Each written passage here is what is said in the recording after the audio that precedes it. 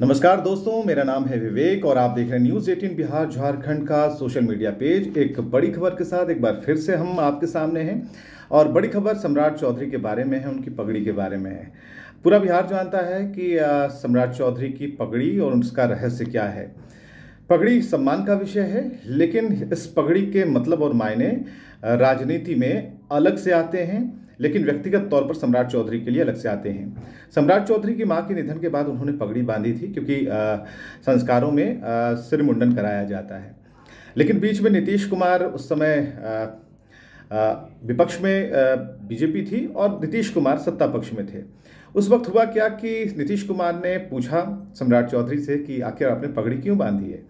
इस पर सम्राट चौधरी ने जवाब दिया कि महागठबंधन की सरकार को उखाड़ फेंकने की हमने कसम खाई है, इसलिए पगड़ी बांधी है। जो मुरेठा हमने बांधा था, क्योंकि नीतीश कुमार जी ने इस्तीफा देकर बिहार में एनडीए के साथ आने का काम किया। ये हमारा कमिटमेंट था। हमने 28 जनवरी को ही घोषणा किया था कि प्रभु श्री राम के चरणों में जाकर अपने मुरेठा को समर्पित करूंगा। हालांकि ये वाकया बहुत दिन तक जारी रहा। फिर नीतीश कुमार और बीजेपी यानी कि जेडीयू बीजेपी साथ में आ गए, तो ये संकल्प सम्राट चौधरी का पूरा होता है।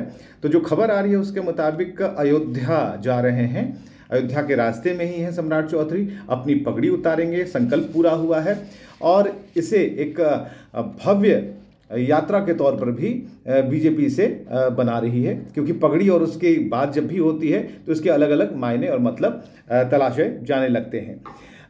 पटना से गोपालगंज की तरफ जो रास्ता बनाया गया, जो रूट बनाया गया है, पटना से गोपालगंज के वाया वो अयोध्या जाने वाले हैं।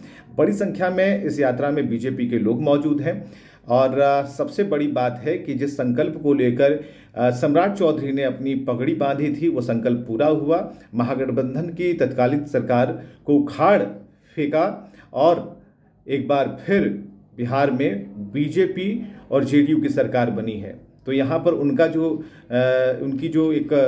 जो संकल्प था वो पूरा होता है और इसीलिए वो अयोध्या जा रहे हैं अपनी पगड़ी उतारने के लिए।